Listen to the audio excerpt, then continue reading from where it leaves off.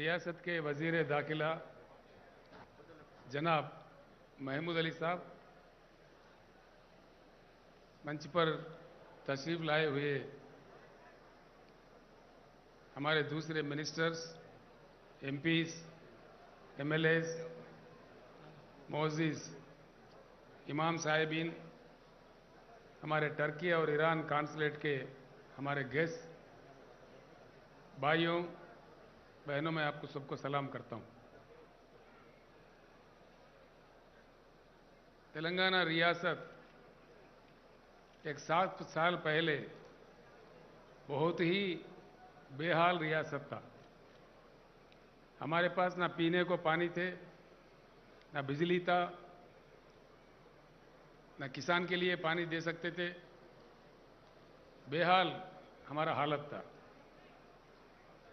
अल्लाह का फजल है, आप तमाम लोगों का ताउन है, आप तमाम लोगों का तायीद भी मिला है भरपूर तरीके से। और 8 साल के अंदर 7.5 साल में आज सारा ही हिंदुस्तान अंधेरे में है। तेलंगाना एक जगमगाता रियासत चमक रहा है आज पूरे हिंदुस्तान में। पीने का पानी हो, किसानों के लिए पानी हो, फसलों की उगाई हो, बहुत ही अच्छी तरक्की तेलंगाना रियासत ने हासिल किया है। अभी आते आते मैं हमारे माइनॉरिटी रेजिडेंशियल स्कूल के बच्चों से मुलाकात करके आया। सारे हिंदुस्तान लेवल पे जिस तरीके से तेलंगाना रियासत में माइनॉरिटी रेजिडेंशियल स्कूल चलाए जा रहे हैं, जनाब AK खान साहब अभी मुझे बता रहे थे कि इसी तरीके से इसी को कॉपी करके पूरे देश में लागू करना चाहिए। ये बात हो रही है। इस बात से हमको बहुत खुशी मिलती है कि तेलंगाना 7-7.5 साल के अंदर इतना कंस्ट्रक्टिव काम करके देश के लिए कई चीज़ों में एक मिसाल बन रहा है। जहाँ तक बिजली का सवाल है, बहुत ही किल्लत थी, लेकिन हिंदुस्तान का इकलौता राज्य है, इकलौता रियासत है जहाँ 24 घंटा क्वालिटी पावर हर सेक्टर को दिया जाता है। यही नहीं, हमें और कुछ ज़्यादा कुछ करना है। हम कुछ कर पाए, रियासत में हालचाल ठीक है।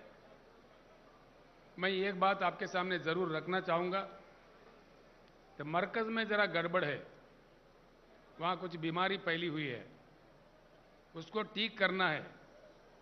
हम भी हिंदुस्तान के हिस्सा है। देश ठीक है, मुल्क ठीक है तो हम भी ठीक है। हमारा पर कैपिटा इनकम था तेलंगाना का 1,24,000 रुपये 2014 में।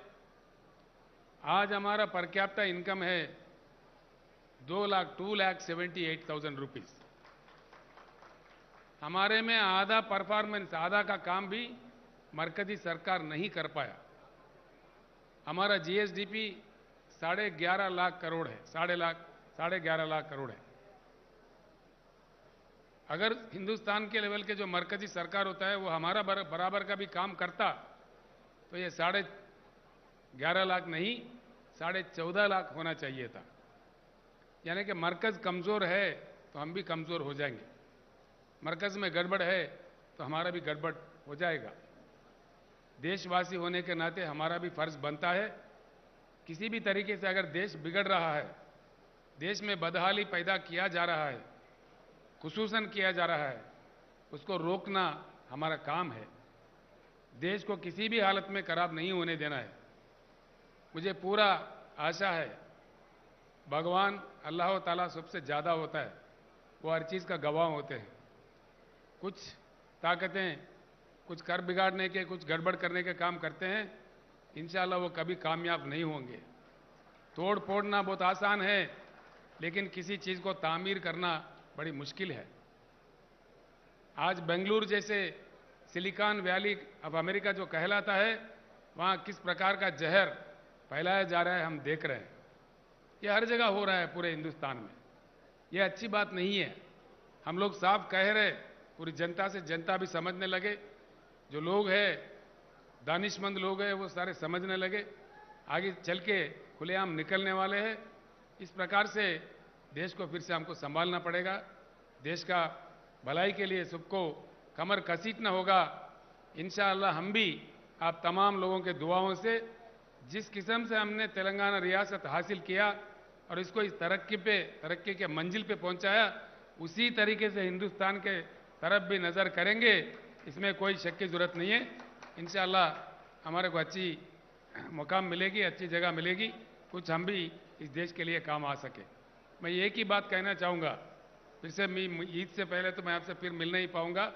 इस मुकद्दस मुबारक महीने का और रमजान ईद का मैं आप तमाम लोगों को दिली मुबारक बात पेश करता हूं। तेलंगाना ही नहीं बल्कि सारे हिंदुस्तान के मुसलमान भाइयों को मैं रमजान का मुबारकबाद पेश करता हूं। मैं मेरे बात खत्म करने से एक ही बात कहना चाहूँगा, बुरी ताकतें हमेशा धरती पे देखने को मिला। बुरी ताकतों का कुछ तमाशा दिखता है कुछ दिन के लिए, लेकिन आगे चल के जो तामीर भरी ताकतें होते हैं, तामीर के चाहने वाले होते हैं, वही लोग कामयाब होते हैं और इंसानियत कभी ख़त्म नहीं होता। इंसानियत आगे चल के भी एक दूसरे को मदद करते हुए प्यारा अच्छा एक ज़िंदगी हमको हासिल होगा। मैं इतना ही कहना चाहूँगा कि फानूस बनकर जिसकी हिफाजत हवा करे, वो शमा क्या बुझे जिससे रोशन खुदा करे। खुदा हाफिज़। बेहद शुक्रिया वज़ीर आला चंद्रशेखर राव साहब। अब मुफ्ती खलील अहमद साहब से गुजारिश की जाती है कि वो दुआ फरमाएं, क्योंकि वक्त होने को है इफ्तार का।